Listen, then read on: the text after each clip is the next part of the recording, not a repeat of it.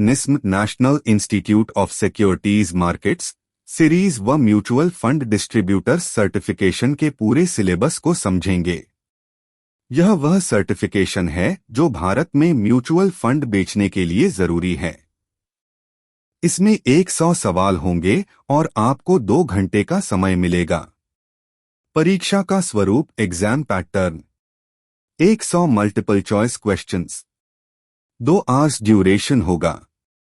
Tests knowledge of mutual funds, regulations and ethics. इस exam में 100 MCQs होंगे, यानी आपको 4 विकल्पों में से सही जवाब चुनना है। इसे पूरा करने के लिए 2 घंटे मिलते हैं। इसमें आपके म्यूचुअल फंड्स का नॉलेज, नियम कानून और ईमानदारी से काम करने के तरीके टेस्ट किए जाएंगे। Chapter 1 introduction to Indian financial market. इसमें पढ़ना है structure of financial market, intermediaries and roles, mutual fund concept, role, history, advantages, diversification, professional management, structure, sponsor, AMC, trustee, RTA, SCBI and AMFI roles. पहला chapter भारतीय वित्तीय बाजार का परिचय देता है। सोचिए यह एक बड़ा बाजार है जहां लोग पैसा लगाते हैं। म्यूचुअल फंड क्या है?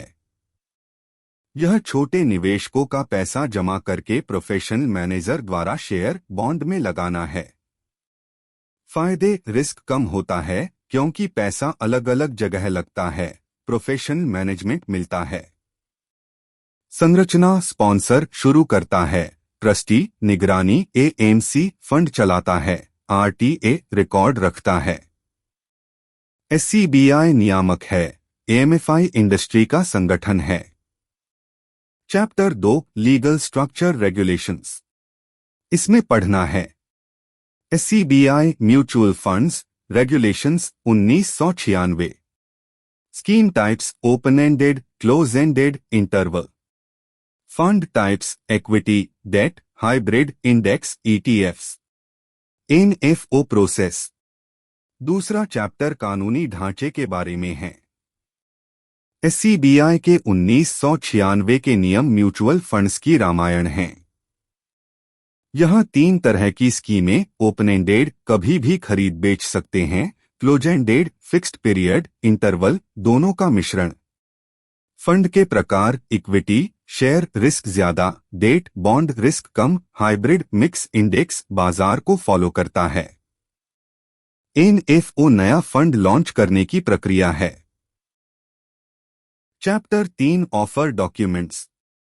इसमें पढ़ना है SID scheme information document, SAI statement of additional information, KIM key information memorandum और एडेंडम। तीसरा चैप्टर डॉक्यूमेंट्स के बारे में है। जैसे नई कार खरीदने से पहले उसका मैनुअल पढ़ते हैं, वैसे ही फंड में निवेश से पहले ये डॉक्यूमेंट्स पढ़ने चाहिए। SID पूरी जानकारी देता है, SAI एक्स्ट्रा डिटेल्स देता है, किम छोटा सारांश है और एडेंडम बाद के बदलाव बताता है। Chapter 4 investing concepts services. इसमें पढ़ना है NAV calculation, TER total expense ratio, loads entry exit no load, direct plan versus regular plan, investor services. चौथा चैप्टर निवेश की प्रैक्टिकल जानकारी देता है। NAV क्या है? फंड की एक यूनिट की कीमत। TER वार्षिक खर्च है जो फंड के निवेशकों से वसूला जाता है। लोड्स एंट्री लोड खरीदते समय, एग्जिट लोड बेचते समय। डायरेक्ट प्लान सीधे फंड से खरीदे, कम खर्चा। रेगुलर प्लान डिस्ट्रीब्यूटर के माध्यम से, कमीशन शामिल। Investor services account statement, dividend भुगतान। Chapter 5 fund distribution practices.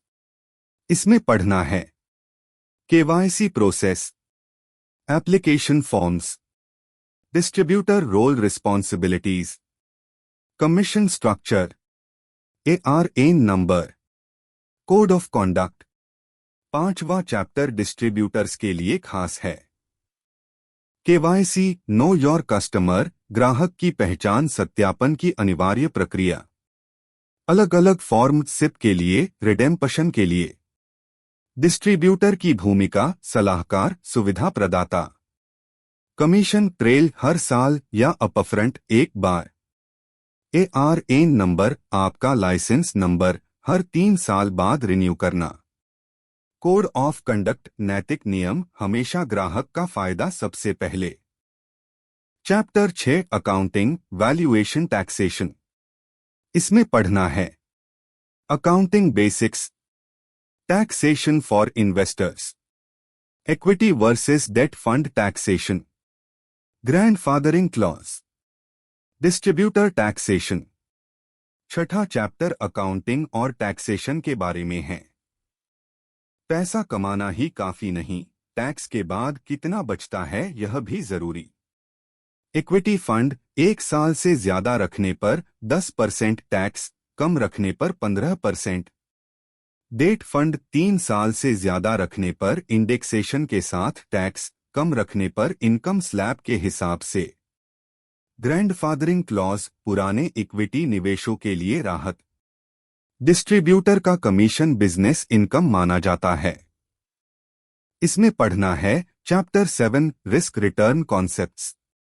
इसमें पढ़ना है types of risk, types of return, risk return trade off, risk profiling. 7वां चैप्टर रिस्क और रिटर्न के बीच संतुलन सिखाता है। रिस्क के प्रकार मार्केट रिस्क, भाव गिरना, क्रेडिट रिस्क, कर्ज न चुकाना, लिक्विडिटी रिस्क, बेच न पाना। रिटर्न के प्रकार एब्सोल्यूट रिटर्न, साधारण, केगर, सालाना कंपाउंड ग्रोथ, XIR, सिप जैसे अनियमित निवेश के लिए। रिस्क रिटर्न ट्रेड ज्यादा रिस्क ज्यादा रिटर्न की संभावना। रिस्क प्रोफाइलिंग निवेशक की रिस्क लेने की क्षमता देखना। Chapter 8 scheme selection performance. इसमें पढ़ना है scheme selection factors, performance metrics, benchmarks, peer comparison. 8वां और अंतिम चैप्टर फंड चुनने और उसका परफॉर्मेंस मापने के बारे में है। फंड कैसे चुनें? सिर्फ पुराने रिटर्न से नहीं, बल्कि फंड हाउस की प्रतिष्ठा, फंड मैनेजर का अनुभव, कंसिस्टेंसी देखें। Performance matrix Sharpe ratio, risk adjusted return, Sortino ratio, downside risk के लिए स्टैंडर्ड डेविएशन, उतार चढ़ाव, बीटा, मार्केट से तुलना, अल्फा, बेंचमार्क से बेहतर परफॉर्मेंस। बेंचमार्क और पीयर कंपैरिजन जरूरी है।